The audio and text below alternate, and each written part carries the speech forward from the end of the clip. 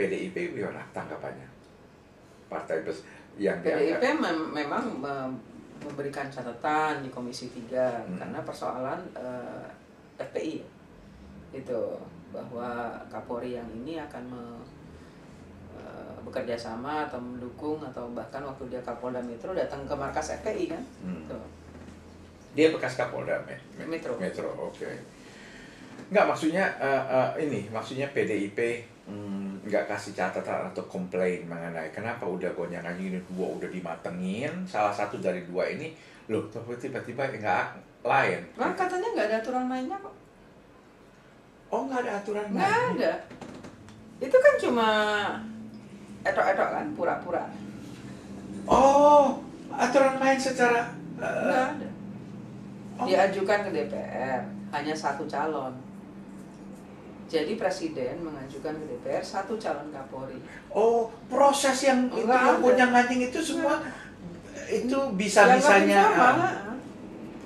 Oh, bukan ikuti aturan main tertulis. Nggak ada. Jadi Kompolnas bisa mengajukan calon kepada presiden.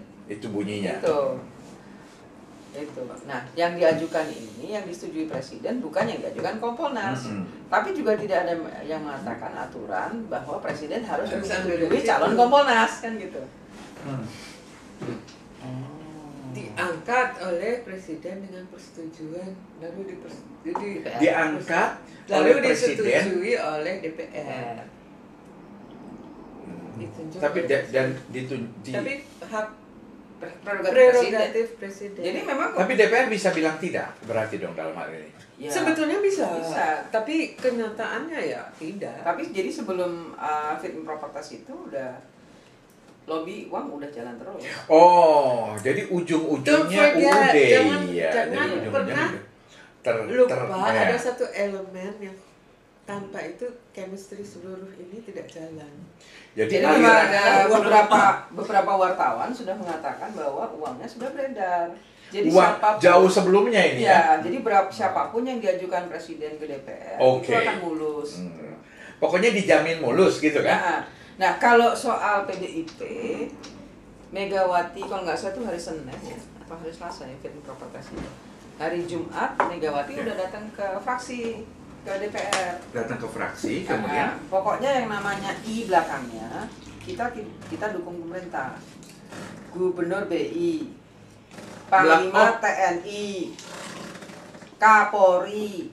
Ini ya. Itu pokoknya harus. Oh, yang belakangnya I, Gubernur BI, Kapolri, Panglima TNI. Kita jangan berseberangan dengan pemerintah. Itu. Kata PDIP. Kata Ibu Mega. Oh, oke. Kata Ibu Mega. Ibu Mega belakangnya bukan Megawati. Iya, soalnya I ya. Ya itu mungkin barangkali dia hubungan dengan NKRI lah gitu ya. Jadi nggak ada perpecahan lah. Jadi itu cash dibawa oleh operator-operator kan? Ini bisnis bunker atau bisnis koper itu menguntungkan sekali di Indonesia ya.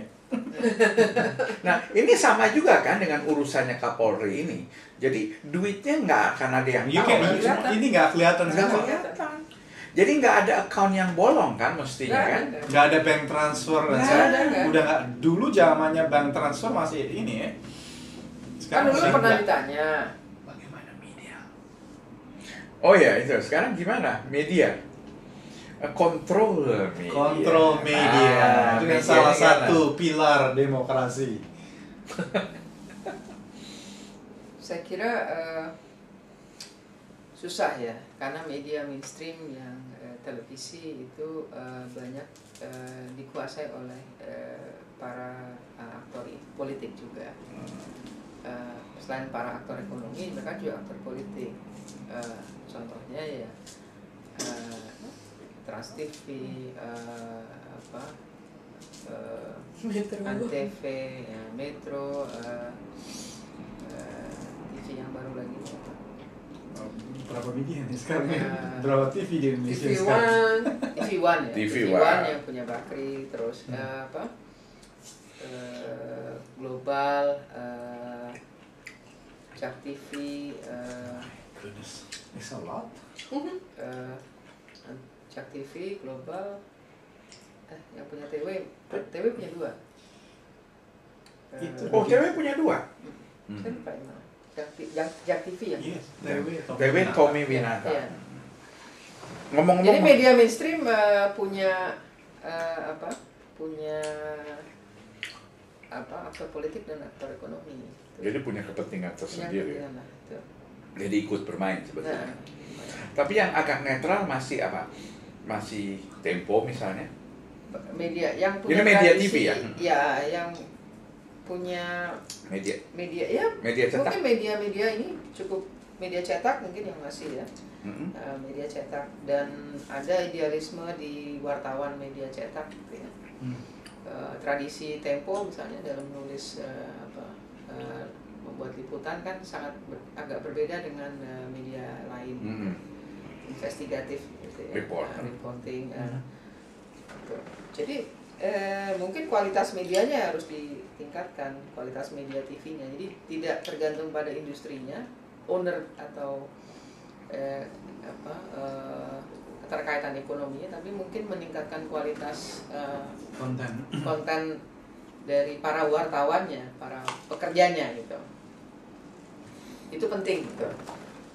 Jadi berarti saat ini kontrol media, kontrol sosial dari media terhadap tingkah laku politik, pelaku politik, jadi belum bisa diharapkan begitu.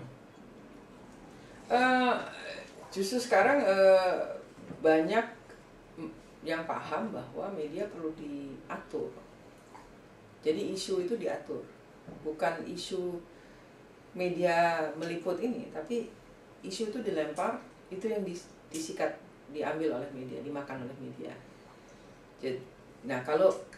Jadi isunya dilempar oleh pelaku politik, ya, aktor-aktor ini. Ambillah gitu, tuh, yang ini, tuh, yang ini. Kemudian media yang ngebusnya. Ya, nah justru medianya harus cerdas melihat bahwa ini mana yang boleh kita ambil, mana yang bagusnya kita ambil, mana yang tidak.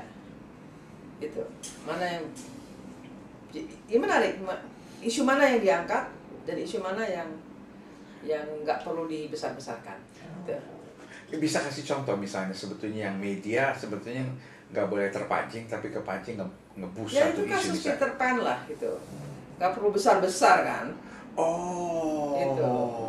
Itu Peter Pan tuh kalau dibesar-besarkan kan akhirnya yang ngambil fundamentalis Islam.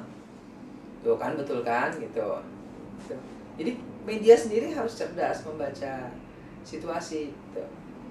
Tapi mereka juga soalnya memang ada semacam sinergi kan antara yang mereka tahu akan laku di pasar dengan isu yang dilontarkan, dimunculkan gitu. Sementara kalau mau disebut pelanggaran dari segi moralitas itu berapa banyak yang terjadi kan, anak-anak perempuan lah yang di trafficking kayak apa, nggak pernah jadi isu di media kan. Kenapa? Jadi kadang-kadang kita asal bertanya aja udah, kita nggak akan tahu jawabannya, tapi kita akan lihat polanya. Isu apa yang akan terjadi. Tapi ya di sini juga begitu tuh. Oh, kalau media isu apa yang akan dilempar gitu, isu apa yang leaks kan. Nah, masalahnya dengan WikiLeaks kan mereka nggak bisa lagi jualan leaks. It's not about nggak ada leak sama sekali, nggak management leak. Jadi yang mana yang mau kita leak? Jadi WikiLeaks itu sebetulnya punya satu yang positif kalau menurut saya, karena sekarang media kehilangan pengaruh mana yang mau di-leak kan mana yang mau dimuncul sumber leak-nya pun kan itu kolaborasi antara sumber leak dengan media kan ya, itu. Tapi itu ininya kan di sumber leak itu. Dan media Amerika pun kan kerjaannya ya begitu, memboost kan. Ini ngomong soal WikiLeaks ini gimana nih penghuni Berkeley Manning mau dikasih penghargaan tuh sama support city council, pas nggak? Yang mana? Manning mana? Manning yang Oh, bocorin oke, ya, oke. bocorin Itu. ke Julian Ke- Assange. Mau dikasih oleh Ya kan. oleh Berarti Berkeley. udah pass ya? Berkeley kan. Oh, City of Berkeley ya. Oke. Itu gimana tuh? Gimana ya? Adalah unanimously ya. Bagus-bagus aja lah, itu suara rakyat. Berkeley benar-benar suara rakyat. Itu kalau soal media saya rasa sih media Amerika nggak lebih baik dari media. Maksudnya mungkin tingkatan bagaimana soal keseriusan flow-nya dari media-media di Indonesia. Kalau saya kira yang paling baik memang ada peningkatan terus kualitas dari jurnalisme itu, baik TV maupun cetak gitu. Karena kadang-kadang juga dari TV itu asal terjunin aja gitu, cari berita pokoknya. Nah, jadi substansinya juga kurang. Ya.